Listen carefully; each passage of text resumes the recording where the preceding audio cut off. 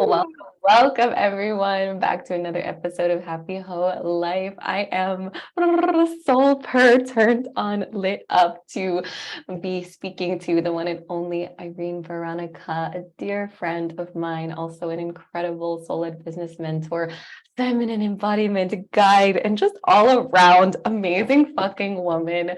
My heart is beaming to have you here, Irene. Thank you for joining us. And hello, if you'd like to introduce yourself as well and just share what is present and alive for you today.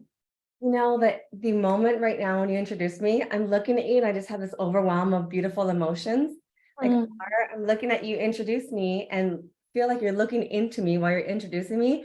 I'm feeling like this woman that I met, maybe 6 months ago-ish. I feel so connected and close to you. And it's like, this is so beautiful in this space because we both led with such vulnerability and openness and being open to each other. Yeah. And I just feel so seen by you. I've always felt that way, you know, and you've said the same thing to me before, and it's just beautiful. I'm literally emotional right now. Me too. Here we are, like, ooh, let's start our episode. Tear it up a little bit. I didn't plan to cry, but here we are. I'm just receiving that reflection, Irene. I feel like being in your presence, getting to speak to you, getting to know you over these last several months has just been such a gift. And actually, maybe we'll tell the story of how we met and how we connected. First date. So shall I start it? Go ahead. So, okay, my mentor, we're working together. We've been together about a year now. And she's like, hey, I'm going to send you this page. There's this girl, her name is Michelle. I think you'll really like her page. You'll like her energy. I'm like, yeah, send her to me, you know, of course. So she sends me your Instagram, and it was one of your memes. You were what my family thinks I do, what I really do, that one. Yeah. And I was like, oh my God, this woman, like, give me more, you know. I was instantly like attracted to your vibe, your energy, your page. And it was like, I need to know her more. And immediate follow, immediate favorite, you know, immediate, let me see what the hell links she has. How can I get to know her more? You know, and I knew that I wanted to be closer to you. And in the coaching space, you know, it's like a lot comes into play because we're also both coaches and embodiment coaches, you know, and I never once looked at you in that sense of competition or comparison. My mind went straight to, I want to be her friend. I pray that she's open to receiving me in her life as well, because it's a two-way street, right? I just remember going through your page, commenting, liking, and just I think I DM'd you just hi. I really can't remember that first interaction, but then I joined your naughty content and it was all over from there. Oh, wait. I'm sitting over here like my face hurts so much from smiling, just receiving your words, Irene. Yes. And I felt the exact same way about you. Like, I'm trying to remember, like, what was our first DM interaction or whatever it might have been, but I just felt instantly like my soul felt safe with you. Like, it was just like, there's none of that guarded energy of wounded sisterhood or any of this energy of like, oh, I don't know, like this talented, beautiful, amazing woman, she's my competition. It was like, I felt that without you even saying it, I felt the open invitation for sisterhood from your energy and from your presence. And I feel like our friendship and our relationship just kind of blossomed from that place of just openness and like walls down, vulnerability out. And you know, I just remembered as well that I remember our first like actual interaction. Now, we never really officially met alone. I invited you to meet me on a girl date. It was a girl date series on my Instagram live. Yeah. That's how we actually, like, we had never had one-on-one conversation before that. Yeah. Little bits of DMs, but we met on an Instagram live. Wow. And I was just like, I need more of her. Oh, I remember that as well. That was so beautiful. And I'm curious for you, Irene, and reflecting upon this for myself. Do you feel like at some point in your journey, sacred sisterhood became easier or like softer to enter that space of sacred sisterhood? Because I know I can speak for myself that even when I first entered the coaching industry back in like 2017, 2018 timeframe, there was definitely a period when I felt threatened by other women, when I felt in a lot of comparison with entrepreneurs, right? That energy of like, oh my God, like, that idea of like my client, I'm having that in air quotes right now, like my client, like hired my coach. Oh my God. And that energy as if like the same energy as if like your two best friends become friends. And that small part of you, that fearful part of you is like, oh no, but if they're friends, it makes our friendship less special. And that part of you that like wants to panic and wants to grip. And it's just the kind of love that can enter the room when we like drop the gripping and the controlling and just say, there's more than enough love to go around. Like there's more than enough sisterhood to go around. And I'm curious, your experience of sisterhood, has it always been a beautiful space of reciprocity, or was it a journey for you as well? You know what? It was a journey. And I haven't thought about this in, I think, ever as I've been in the coaching space, but how I am this way. Because when I first started working with my mentor, I remember telling her this, like, yeah, I don't feel that comparison. And mind you, we were new to each other. This was at the very beginning. And she's like, it'll come up. Let's play with this. And, I really, for a while, I was like, no, I just really don't. However, doesn't mean there never was. I don't even think I've told you this story. Or maybe I used to work at the pool, right? Yeah. So for the listeners, I live in Las Vegas. And my last life before being in the coaching space, I worked at one of the day clubs, the party pools. The specific one was called Wet Republic. And Wet Republic for a long time was the pool to work at, like the best one in Vegas, one of the two best ones. And Michelle, you literally have, I don't know, thousands of women interviewing in a bikini for 45 spots, maybe 50. So they're hiring 50 girls, thousands of girls interviewing, thousands. Yeah. Oh. And your competition are your friends. Because, I worked at the pool so many seasons, you make friends with the girls. And I worked there before. And like, there's this, it's not just your energy, it's also your body. In the interview in a bikini, you're standing in front of a panel of 6 or 7 executives in suits, in a dark, cold room with a spotlight on you. Yeah. When you walk in your bikini, hi, it's a 45-second interview. You do a little turn, and then your best friend goes and does the interview as well. It's like there's that low-key vibe of like, fuck, of course I want us both to get it. But then there's also that low-key vibe of, oh, I hope she misses the gym. Go eat a fucking donut,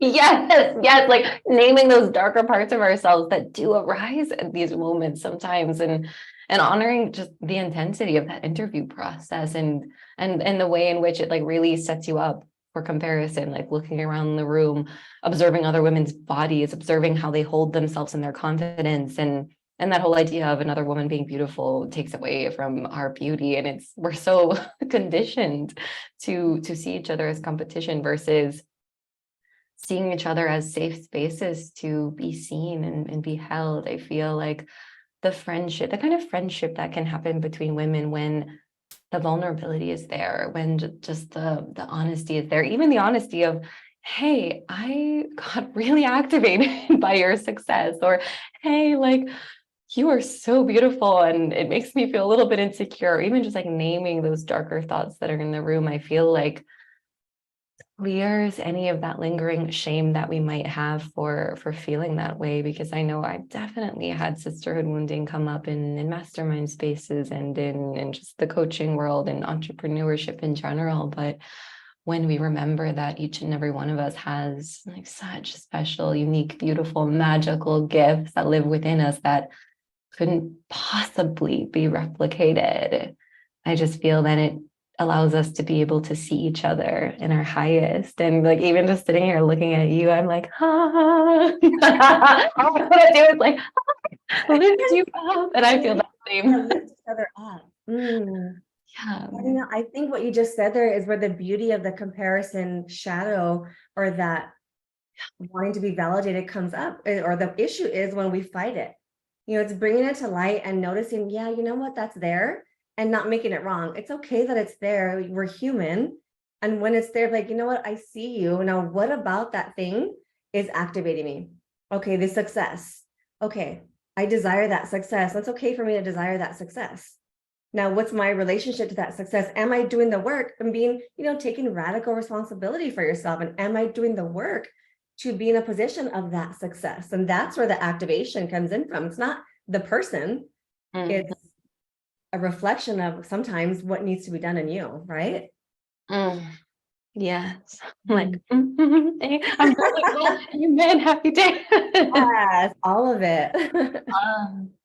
And actually, as you were speaking, and doing all these happy dance hip motions reminded me of the embodiment magic, the magic of being connected to our sensuality, the magic of fully inhabiting our bodies, which I feel, Irene, is something that you just embody and model so powerfully. Like, I'll have Irene's Instagram linked in the show notes below, so definitely 100% click on her Instagram and follow her, because I just feel like, even watching your reels, like watching you, I think recently you posted a reel of, I think it was a mirror work practice you were doing, right? And you like beautifully narrated the experience for us, where you were sharing, like sometimes mirror work is like this like beautiful, sexy, delicious thing. And sometimes you look in the mirror and the tears arrive. Sometimes you look in the mirror and you can like read the pain that lives in your heart on your face. And I'm curious for you, one, what was the entry point for you to really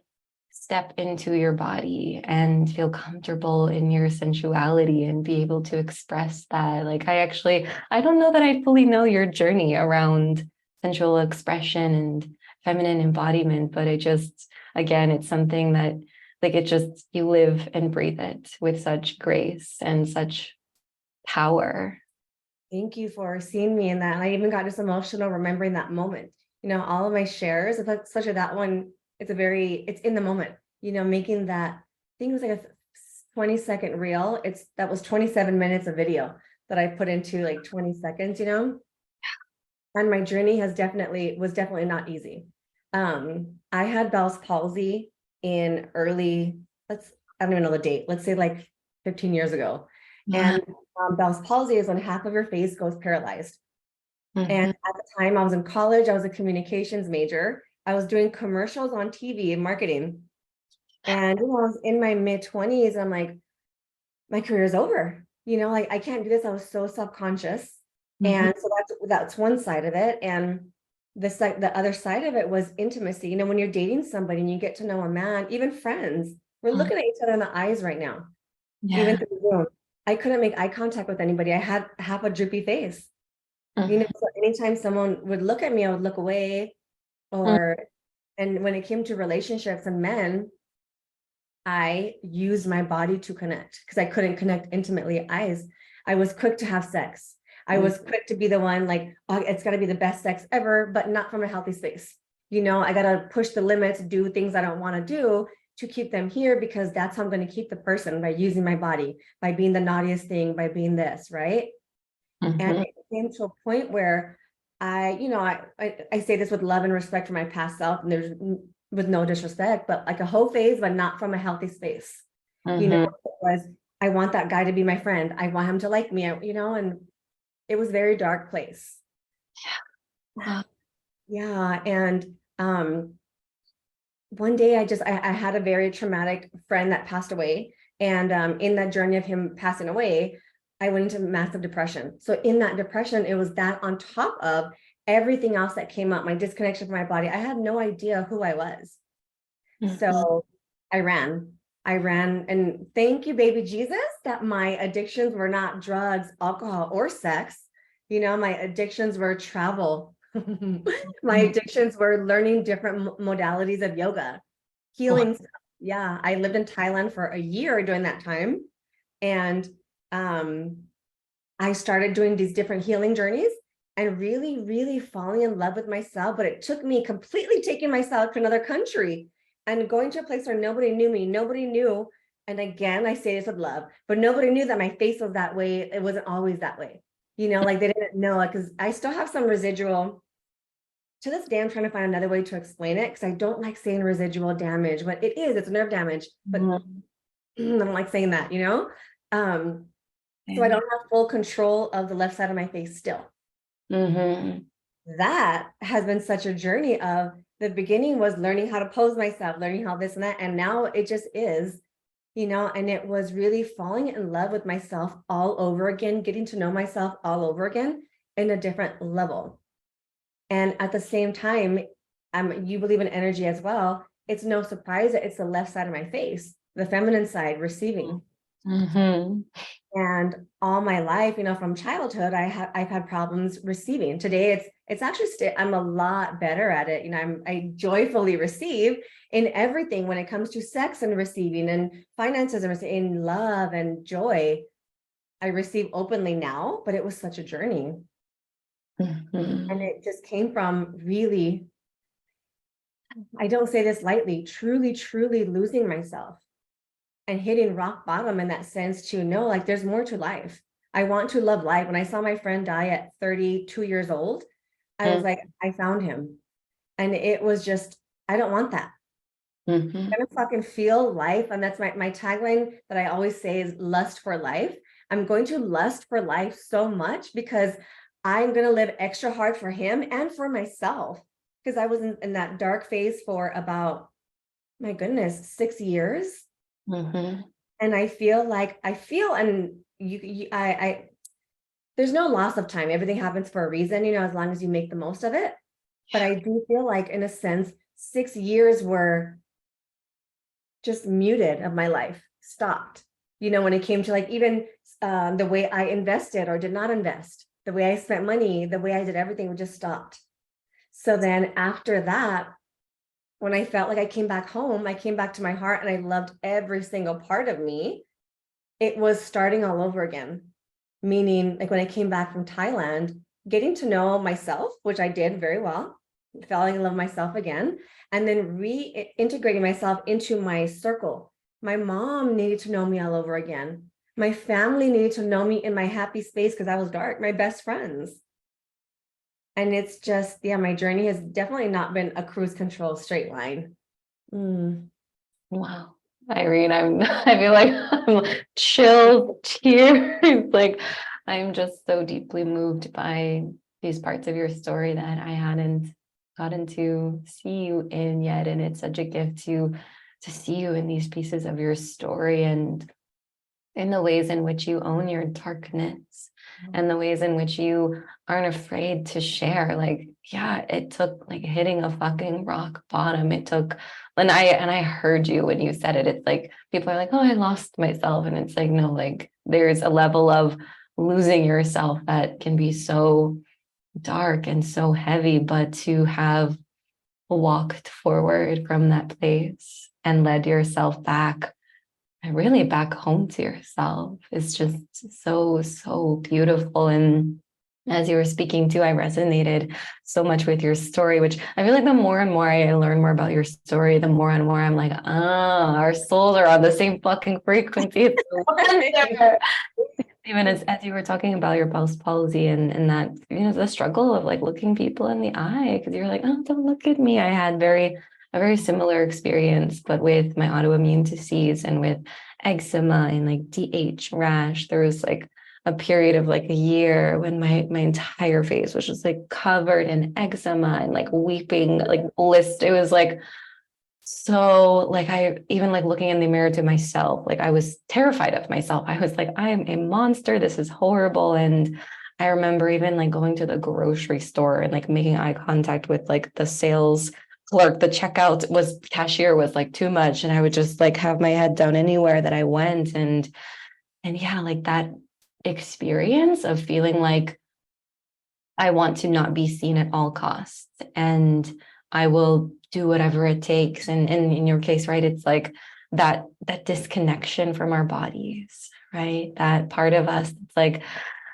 not in our power in our bodies, not leading ourselves from that place that actually feels nourishing to our soul. And the way that you walked yourself back to that, like I see and feel and know all the ways that you nourish and love yourself now. And It's so beautiful to hear the like the fucking journey that you went on to get to this place. And of course, it's never a destination. It's always that ever flowing cycle of meeting yourself where you are, allowing yourself to grow and evolve, and really remember. Like, I'm curious for you, Irene. I know for me, it's every time I evolve or go through like a death and rebirth cycle, rather than feeling like I'm like up leveling or like becoming someone new, it more feels like I'm descending deeper into my own heart and allowing parts of my soul that had maybe been hidden or that I tucked away somewhere because I didn't think they were worthy or I didn't think that they should be seen. It's like I imagine like a beautiful castle and it's like whooshing all the dust off of these beautiful parts of Mhm. my soul that I tucked away for whatever reason. As we grow up, we learn like don't be that, that's not acceptable, or even as women, right? It's like the conditioning of being pretty and oh, be beautiful, and that's your job in society. And it's like, but we're also fucking hilarious. We're really fucking smart. Like we have so Yeah. much more to offer to the world than a lot of the things that we're conditioned to. And I'm curious for you in that journey of coming home to yourself and really learning to live and inhabit your body again. I'm curious, like on from like an internal landscape perspective, what did that feel like? Like, were there moments of grieving along the way? Were there moments of remembrance and celebration along the way? What did it feel like for you? First of all, I want to address that. I love your perspective of the castle with the dust because Mhm. or your analogy. Mine is not so beautiful. It's sexy. Mine is literally the onion. Literally picture the onion and the layers coming off. I'm like, I want to be a castle. You know, I want to picture a castle. I want to picture an onion. So here we are with the castle with the palace, dusting off the palace, and I'm the onion. You I mean, know, as a Korean, I'm like onions and garlic are essential to life. So onions are very beautiful and important. it's always a mix of emotions. As you're talking about this, little triggers will come up that remind me of certain things. Like when you said the grocery store, I remember kids would look at me. Kids would Oh, look at me and like our point, and kids are so innocent. It hurt times 10 when kids would stare or say something, and then a story I feel I want to share about the rock bottom, just because it came up as intuitively, it just came up as you were speaking, remembering things like New York, because maybe you were in New York, it came up, but I remember a moment when I knew this is not okay. I was partying and drinking a lot to escape. I woke up one morning in New York in a dark room and I opened my eyes and I'm like, oh, there's somebody next to me, and I was like racking my brain, like, who the fuck am I sleeping next to? Who is that? I had no idea, Michelle. And I got my phone to, the light from the phone. And I was like in the dark, trying to use my light phone to see the person's face. And I was like, oh my God, this is not okay, Irene. This is not okay. And at that moment, I'm like, that was one of the moments where it's like, this needs to change, so when we talk about now the story is going to come back into the story, when you talk about what that reflection and what it's like a lot of times it's awful, like stories like that make me think about the old version of me. However, today, like, I'm a person that journals. So I have years of journals and I love to go back and read my old journals. A couple of my ayahuasca ceremonies, journaling during it are beautiful. If you've done a journey, please journal during and right after, and then read it years later. It makes things make sense as years go by. I have a story there too. However, I look back and I have so much love for younger me, so much love for that version of me that didn't know any better. She did the best with what she knew. And so at times there is a grieving, but a grieving from a very clean space of like, she's gone and I celebrate her. Because I am emotional again, telling you this. It's like, I went through that to help other women to be seen, to know that, hey, it's okay. Those stories, those things that you did, the times you said yes when you didn't want to, the times that you used your body because that's how you thought you were going to be loved and liked. The times that, I've shared with you before that I had a phase in life where I was attracted to unavailable men, whether they had a girlfriend, whether they were married, whatever it was. And that was me, like my subconscious proving to myself, you're not going to be chosen. You're just good enough for sex. You're just good enough for the happy times. And it was like eye-opening in my coaching journey when I realized that that's not for me. That's not who I am. But I look back with so much love for that woman, because it's because of those stories and those times and experiences and my openness to talk about it that heals the collective. That, hey, those feelings are normal. Am I proud of that? Fuck no. It's embarrassing. It's embarrassing. I'm not proud of it. I don't want to talk about it. I'm like, ooh, my friends now that are married, like, oh, that was me. It's like, ew. However, I love her. Yeah, sometimes it's happy, but there's always an underlying gratitude for that woman. Wow. I'm like finding my voice back. I was like, yeah, that was just like a channeled, powerful, heartfelt, like from the depths of your soul kind of share. it really was. Like, I'm like collecting my tears here. That was just so beautiful. Just like wow. Yeah. Shake the titties. Shake it up. And for the listeners, can we just explain, I'm in our podcast in a bikini because it just feels right. Michelle, so is Michelle. Literally doing this episode wearing bikinis because it's hot outside, but it's just like that energy of, and like what you just named, Irene, of there can be parts of our past and versions of ourselves that it'd be easy to look back and like cringe and be like, ew, how was I ever like that? How embarrassing. And it's like, yeah, we can own sometimes we feel embarrassed about past versions of ourselves. But when we drop all the way down and into our heart, it's like, no, at the end of the day, looking back on those versions of ourselves with so much love and so much just like awe of like, oh my fucking God, you survived, you endured. And it's because of those versions of us that we stand here today. It's because of the 5-year-old version of us, the 13-year-old version of us, the 25-year-old version of us, the, however old you are, the 50-year-old version of you. It's they endured, they lived. And I think I said this in a previous podcast episode, but when I was in my autoimmune healing journey and then releasing the identity of the sick girl, I was thinking about it in the same realms of the way we grieve if we lose a loved one, like the loss of your friend that you experienced and the trauma of that. It's in so many ways when we are grieving and letting old versions of us die, it's in a way, it's like a proper response to grieve. It's a proper response to have moments of sadness or moments of intentionally allowing ourselves to let go, because I feel like when we love deeply and that love shifts or changes forms or transitions even within ourselves as we look back and grieve the loss of the person that we once were, it's to live bravely, to live freely, to live fully. It's like that's the way we honor them. That's the way we honor ourselves and all the beautiful baby versions of us that have ever existed. And even like, I always love to connect to my timeline as well and think of like a future version of me somewhere. She's also on the timeline looking back at me in the present moment. And she's like, I'm so proud of you.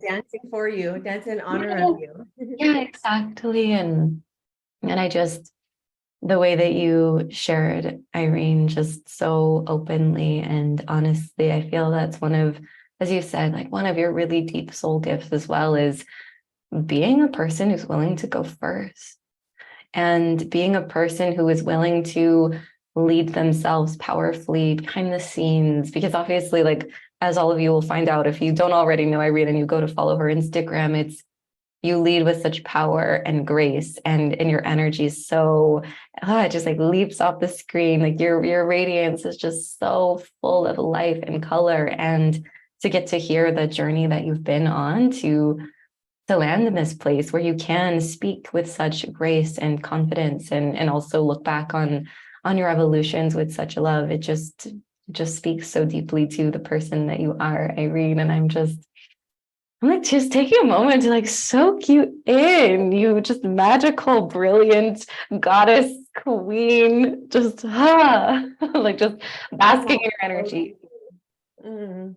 You know, a big part of what you just said, going first and sharing so openly, the one of the biggest aha moments and things that I realized was when you own your story, I Mhm. own my story. When I own it, when I can say it, when the things that I don't want to say, I'm quote, quote, embarrassed of, or, regret, all those things that I wish I, quote, did not do. When you own your story, nobody else can own it. Nobody else can come back and, oh, well, you did this. Did you know Irene did that? Did you know? Da-da-da-da. Yeah, bitch, because because I talk about it. Like, go ahead, go fucking head, talk shit about it. I talk shit about it too. It was embarrassing. When you own your story, that past version of you, you feel free, Yeah. free. Like, oh, nobody holds any power over me because there's not a thing in my life that I have not already talked about, that I have not already admitted to, openly said, or shared myself. Nobody has any power over me today. Mm. I feel that. Oh, yes. And I love that you brought this, I mean, like, that you brought this piece forward, Irene, because I think it is so important. It's like what we don't take ownership over owns us, right? Or if we don't take our power back from these situations, then our power is just like leaked out somewhere in the ethers back in some situation or with some other person. And it's when we can say, like you just said, Irene, it's like when we can really own, like, this is my story, this is who I am, this is who I've been, and I'm not ashamed of it, right? It's like shame eats away at our heart when we hold it in versus when we actually just can speak the parts of us that we have felt shame around or have felt like we've been conditioned, like, no, no, no, you need to hide that part of you, you need to lie about that part of you, you need to conceal that part of you. I feel like it's like I just envision like all of our inner parts, all of our magical, amazing parts. Like I know for me, it's like there's like a Korean grandma in there, there's a fluffy potato in there, there's a happy hoe in there, there's a sacred slut in there, there's a cat in there, there's a bird in there, there's like so many aspects of me. And it's like, I feel like I went my whole fucking life, or at least the first 2 decades of it, it's like shoving all those parts of me like into a box or like into one of the closets in the castle. And it's like spending all my energy like guarding the door of this closet where everything is hiding. And I'm like out of fucking breath, like trying to just like keep everything inside, keep it inside. And it's like, oh my God, no wonder I was just exhausted. No wonder I got fucking sick with autoimmune disease. I was spending all of my energy guarding this door. And it's like, why? Like for what? For who? And I just feel like that when that moment arrives, when it's like the bigness of your soul, like can no longer fucking tolerate us denying ourselves or hiding parts of ourselves. It's like the door just swings open and all these parts of us just come flooding up to the surface. And for a moment it can be like, whoa, I didn't even know all that was in there. Hello, all these parts of me. It's nice to be reacquainted. And where the question that wants to come through for you, Irene, is I'm curious in this journey and evolution, do you feel like there were parts of you that were like shoved into the closet or Oh, like shoved into the onion? Like what if any parts of you have you let escape and be free? let me tell you, as so when you are, when you start doing this work, I'm going to use expression and like sharing all of you, obviously, that's what we're talking about. And when you start doing the healing work and start, no, not, I'm not going to say peeling out the onion. I'm going to say sweeping out the dust out of the palace. When you start doing that, for me, and very often I see it happen, the pendulum goes way the other way and it turns into oversharing, overslutting, over this and over that, right? My pendulum went all the fucking way around. And that is where enter my OnlyFans phase. And it's zero, we've talked about this before, but zero regrets. I love every part of everything I did and everything I didn't do. And in that, it's such a powerful part of my story because that was my pendulum. And in that, I found all the parts of me. So Irene Veronica is my name. My OnlyFans name is Veronica. My alter ego is Veronica with a K, because she's just this like tattooed and naughty, and she's all the things that I had shoved down. So when I look into my OnlyFans, like I was looking at my old videos the other day, the kinks came out in me. all my curiosity and sexual desires as far as, and, you know, I explored a lot of that in my dark phases because that's where I was trying to reel the men in. So it wasn't necessarily a sexual thing there, but the comfort of exploring, let's say, for example, dominatrix and playing with subs, and but the attire, the wigs, the costumes, you know, BDSM, like all this very detailed side of me that I really wanted to explore. And even when it came to like my dark phase where I did use my body and use sex, I also didn't have a voice to say, hey, I want to try this. It was more like, what does he want? You want to put in the butt? All right, I don't want it, but let's go. You know, it's more like what does he For want? his pleasure versus for your pleasure. Yes. So in my OnlyFans, I found myself doing videos and just connecting over things with like dominatrix, BDSM, fire. I'm a fire, I love fire, burning, not burning myself. I'm like, be careful with my wording, but wax, hot wax, you know, and that very creative side of me that wanted to come out, like whips and chains kind of thing. And it was fun to explore that, but also exploring like my very, very silly side. You know, every morning on my OnlyFans, I did bra, like maybe sheer or very sexy lingerie, hula hoop in the mornings. What the fuck is that? What the fuck is that? But what the fuck is that? But I wanted to do that. And I'd make my hula hooping, you know, hula hooping in lingerie videos every morning because that's what I wanted to do. And the pendulum went way far over, you know, but it was very fun, like zero regrets, very important part of my story. But in that, I explored every single thing. Yeah. Oh my God, yes. I just feel like, you know, sometimes it's like, you know, meeting the pendulum wherever it swings, but I love that you can speak to just no regrets for the beautiful exploration of these corners and pockets of yourself that had gone unexplored, and connecting to your own desires of, you know, what would be fun this morning? I want to put on lingerie and fucking hula hoop. I'm like, shit, I want to do that. I want to get a hula hoop so I can do that tomorrow. Yeah, let's hula hoop. Let's hula hookers.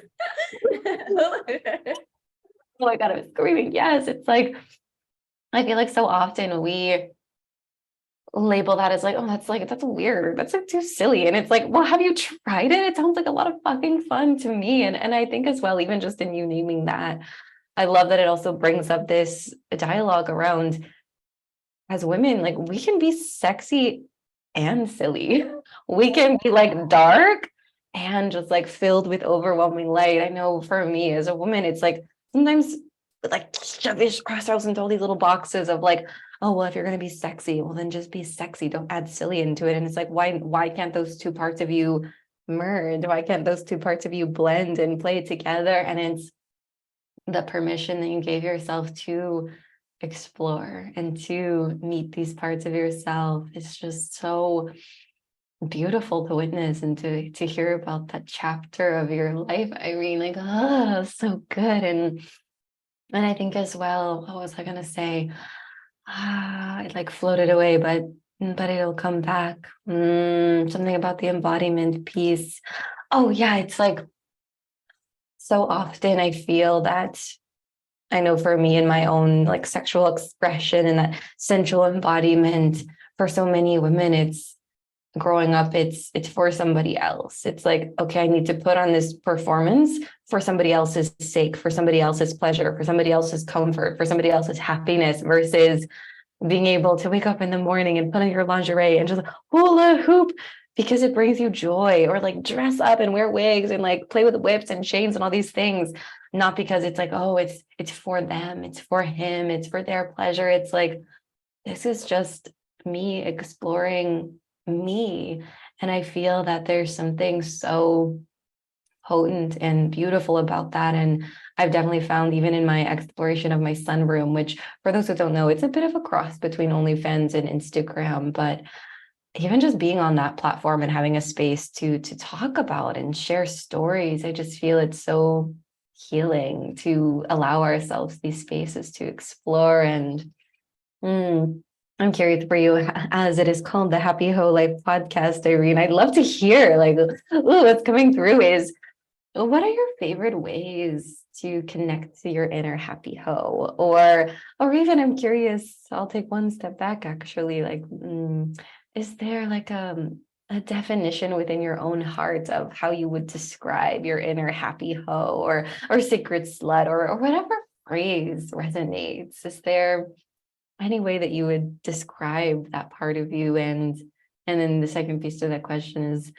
anything that you do in just your day-to-day life, like in those small moments made sacred, that helps you connect to that part of you. Yeah, that's a really good question. I've never thought about how I describe her, how I talk about her. And the first thing that comes to my mind, and it's a very basic answer, but it's freedom. It's freedom to have that, what's the word? To have that safety. Freedom to have that safety. I mean, look at my body language right now. Freedom to have that safety in my heart and my body, to know that whichever part of me wants to come through, she can. And knowing that she is safe within my body first, because I always say that in order to express yourself outwardly to anybody else, to your partner on the internet, it's the extreme, you have to be able to express that to yourself. And even before that, you have to know, oh, I do have a silly side. I do want to express that. It's like creating that safety and freedom. Like, I know that I can literally act, play, do whatever I want to do. Yeah, I'm gonna just end that there, because that's literally it. And how I would say I connect to her, it's really strange, because I do it second nature. When you ask me a question, I just did it. So I practice with yoni eggs. I practice, like, I call it kitty weightlifting. I just made it, it's my term, whoever, but kitty weightlifting, I call it. It's the yoni eggs. And what this practice is, it's you have a yoni egg, which you insert inside your kitty, and there's a little string connected to it, and there's a little bag, and in the little bags, over time, you put a rose quartz crystal or whatever, but mine is a rose quartz crystal. And then over time you put 2, then you add more over time. And in that practice, because it's connected, this is part of my personal practice of how I reconnected to my body and did a lot of sexual trauma healing. I've never talked about this even online, very bits, because it's personal. It's not that I'm shy about sharing anything. It's just personal. And really connecting to Kitty to the point of, like, I am not only energetically connected to her, but physically connected to her. And part of the practice is also like essentially fingering yourself, and connecting to the point of, okay, I can move the right wall. Let me move the left wall. It sounds really crazy. And to me, when I first heard about this, I was like, no fucking way you can do that. No fucking way. And fast forward to now, I'm gonna tell you this: when I've had sex with somebody in the middle of sex, I'm like, oh my God, hold on, tell me if you can feel the difference. And we'll play. I'm like, can you feel only one side? Yeah, can you feel both squeezing? Like, can you feel that? And I mean, it's been a long time now that I do that practice. So you can, and me knowing that I'm really connected to her that way, she's me. So when you said that, naturally, I compare it to Kegel. I mean, it is essentially Kegels. It's like Kegels. Yeah. So when you said that, is there a way I connect to her? Now we're going the other extreme. I literally squeeze. I literally squeeze. It just kind of happens, and it's actually second nature as part of my almost every day, my morning practice. A couple little squeezes. Sometimes I'll do this breath work where I connect to the squeezes. I hold, release, and hold, release in certain ways, and squeeze, to where it's like a 15, 10, 5-minute thing. But oftentimes it's just like a 5-10 pumps to just, hi, baby. Hi, baby. Lucy's like so happy hearing about this. She's like dancing, like, yeah. Hi, baby. Thank you so much for sharing about this practice, Irene. It just sounds so sacred, right? And even as you said, it's like sometimes maybe it's like a longer practice, and sometimes maybe it's just like, whoop, 10 little squeeze, hello, baby. Just that moment of checking in, that moment of connection with self, that moment of like bringing yourself into your body, whatever that looks like. I think is just when we can incorporate things like this into our daily life, right? Because when I think of like happy whole life, like what does that even mean? It's all these small moments that we choose to make sacred with ourselves. Like it's how we lead ourselves in the ordinary days. It's allowing ourselves to experience life through our body and that connection to our sensuality. And it's just Like I said, I'm like, my womb space feels like warm and tingly. Hearing you just describe the way you connect to yourself, it's just beautiful. And I feel as well like one of my practices is like I'll channel the voice of my pussy. Like I'll the same way I like invite my inner child into the room sometimes. I'm like, inner child, what are you afraid of? What do you need? What do I need to know? And like I'll automatic write with her. It's like I do the same thing. I'll be like, pussy, my love, what do you got for me today? And I'll like visualize as if her voice could speak and write, and I'll just let her write and speak. And it's like in these really small practices that, as you said, it's like you talk to people who maybe are not familiar with this work and they're like, what the fuck does channel your pussy mean? That's weird. Or like, what do you mean? Hi, kitty. What is that? And it's like, I too, like years ago, someone was like, oh yeah, I channel my pussy in the morning. Or I like say hi, kitty to my pussy in the morning. I'd be like, the fuck are you talking about? That's so weird. And now I'm like, of course, like Who doesn't do that, right? I love that. A pussy voice, channeling your inner pussy voice. What'd you call, how'd you word that? yeah, channel your pussy. That's I what love it's that. actually a module in one of my programs. Actually, it's like module 2 of my program, Siren, is channel your pussy. But it's I love that. an important, so important to connect to our bodies in whatever way feels good to us, whether that's through dance or through pleasure wands or yoni eggs or EFT tapping or like you said too, breath work. And there's just a combination of all these different beautiful things. But just tuning into my heart space to see if there's any last thoughts, feelings, anything else that wants to come forward. And I'll invite the same for you, Irene. If there's any last threads on your heart that you're like, oh, I would like to speak to this, any last stories that want to be shared. And if you feel complete, that is perfect too. I do feel a story already. The moment I dropped in, I do feel a message and another quick story to share. The message is, all like the practices, they're fun, they're juicy, they sound like, yeah, I want to try that. But it's so important when you feel any resistance, when something, resistance or curiosity, to lean into it. It's not just about what it looks like or to say, I channeled my pussy, or to say, I tried these kegels. It's not just to say that, to really lean in, because that's where the magic happens. It's healing work. And I want to share one more practice that I'm currently learning. So it's going to be a little choppy come out, but the reason I'm sharing this is because it feels very next level for me.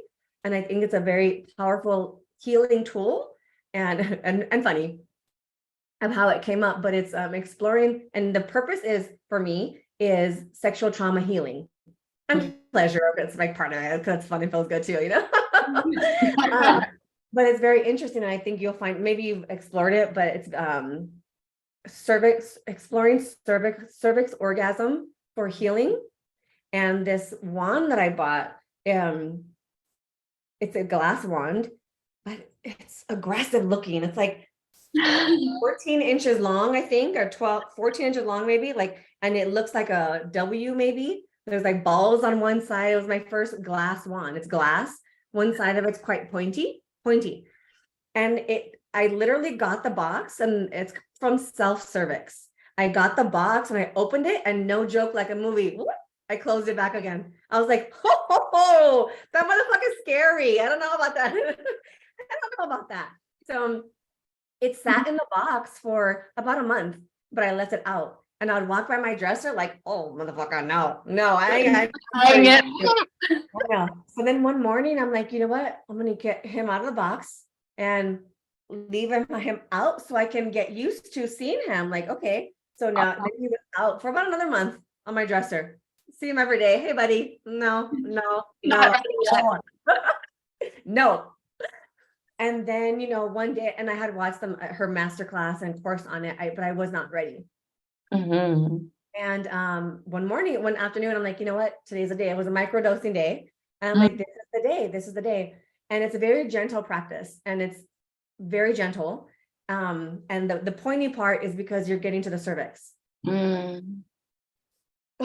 This orgasm was the wildest and most emotional orgasm, but the way my body responded, I mean, it was like first of all, what happened first? I don't remember the order. I have a journal about it somewhere. My body, like literally, it's gonna look funny. I wish you could see me in the podcast, but my arms shot out like this, like literally my fingers were like this. My toes, my legs, I was on my back. My legs came up like this. My toes were like this too. And I was like, oh, my arms and legs were doing this. My arms and my toes. I was like, oh, you know? Everything was tightened, but this whole orgasm was all over, like internally in my body. And I could not move it. And I couldn't, nothing came out. It was like tightness, right? Followed by this intense crying, Michelle. But like a tears that I've cried like this one other time. It was in one of my ayahuasca ceremonies. Like so a baby, like crying. Wow. And a voice I've never heard. I was like this weird. And you're like, who is this voice? Who is this voice? Is this? Yeah. And actual tears came out, followed by, this is in a matter of a minute to a minute and a half. It was like a long time for an orgasm, followed by laughter. This crazy ass laughter. Like you would think that I was I don't know what you would think was going on in my room, you know, like what's going on? Yeah. And, you know, afterward, I was so spent and exhausted, you know, and then after that, though, maybe, I don't know, 20 minutes passed by, I had so much energy, and it took me a while to want to go back in because it was so intense. And it's something I'm currently practicing and exploring, but every time that happens, that's a release. How powerful is that release? Yeah, even just hearing about it, I'm like, I feel like my body is just softened, even hearing about your experience, Irene. That's just. And I just want to be clear, this is for a healing thing. My why was to release the energy of every man that I had been with from a not clean space. You know, I wanted to clear my sexual energy, clear my vagina, clear my kitty, clear my pussy space, to show her that, you know what, mama, like you are healed, and release that energy. Go. And now, you know, now I'm looking for, there's still more to do there, but I'm looking forward to that, and then transforming this energy to some manifesting, you know, and using this energy, utilizing this energy a different way. I'm going to end that there because I could keep talking forever, but I just think it's a very powerful tool to share with where this conversation is going. Yes. Oh, I'm so glad that you shared this piece, Irene. And I think as well, that entire story, that beautiful story, also so beautifully encompasses this idea too, that you get to move at the pace that is right for you. You get to move at the pace that's right for your body and your nervous system, whether that's in your self-expression journey or your journey with reclaiming your pleasure for yourself, or reclaiming your sexual energy for yourself, whatever it might be. There's no rush. There's no needing to get to a certain place at a certain time, right? I know sometimes even like in the self-expression journey, it can be like, okay, what's the most vulnerable thing I could say on the internet today? Let's go. And it's like, if that's what you want, then like, of course, fuck yes, go to that place. But there's nothing wrong about, like in this analogy, like leave that thing on the dresser for a bit, like make eye contact, get to know it a little bit. No, bro. Like allow your nervous system to titrate to whatever new experience you're inviting yourself into, and be willing to receive the sacred no from your body at any time.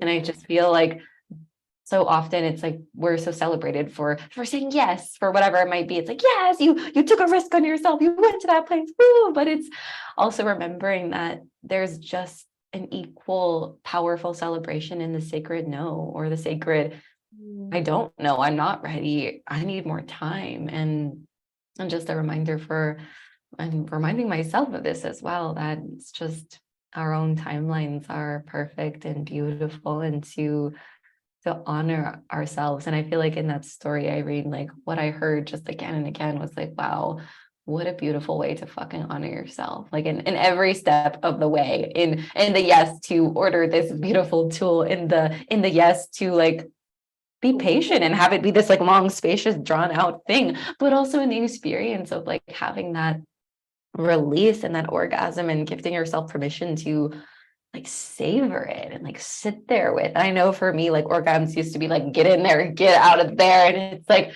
that moment of, again, like these small moments made sacred that create a happy whole life. It's like, or we can like pause and savor and be present with all the sensations, whether that's the sensation of an orgasm or the sensation of sharing something online that maybe felt a little edgy, but like a magical kind of edge. It's pausing and having those sacred moments of celebration with self, I feel are so important. And that leads me to my last question for you, Irene, which is, what do you want to celebrate about yourself today? What do you want to acknowledge and celebrate about yourself in this beautiful season? You said it earlier and it just, excuse me, resonated so deep. And I'm celebrating myself for going first in so many ways, in the Vegas life that I live, in my circle of friends, in not knowing what the hell the coaching world was and being the first one of anybody I knew. Celebrating myself for going first. Period. The end. I'm like, my soul's glowing, glowing, glowing, glowing. Yes, Irene, yes. And what a gift to celebrate you and witness you in that, and in your willingness to go first. I feel your leadership. I feel your power. I feel your grace. I feel your sisterhood and your love. And it's been such a gift to have this time together. And where can any of our beautiful listeners follow you? Is there any magic brewing behind the scenes? Feel free to share anything with us. And as always, I will have everything linked in the down there show notes. There is something brewing behind the scenes. Think embodiment. Think embodiment. Yes, I'm gonna leave that there. It's brewing. It's in the pot right now. So I'm actually really excited about this upcoming program, and it's falling together so naturally, and it's evolving into something that is bigger than I expected. Yeah, so it's also me honoring that, you know what, give myself time to put it all together because it's bigger than I expected. And yeah, I'm gonna leave that there. Think embodiment. Yes, and of course, as I said, I'll have your Instagram linked down below. Everyone, definitely be sure to follow Irene and just like go to her page and bask in her glorious magical energy. Like I honestly, like, I do that on the regular, Irene. I'm like, you know what I want to do? I'm going to watch Irene's stories, and I like specifically seek you out to bask in your presence and your energy. The way that What a message. Thank you for that. of course. I love you so much. Thank you for spending your time and sharing your wisdom today. It's been such a gift. Love you, Michelle. Mwah. Having me. My pleasure. And thank you all for listening. And as always, if you would like to share about Happy Hoe Life Podcast, feel free to take a screenshot of your phone or wherever you're listening, or share any takeaways. And feel free to tag Irene or myself. And we'll be so happy to see and celebrate you on Instagram. Bye, Bye. friends.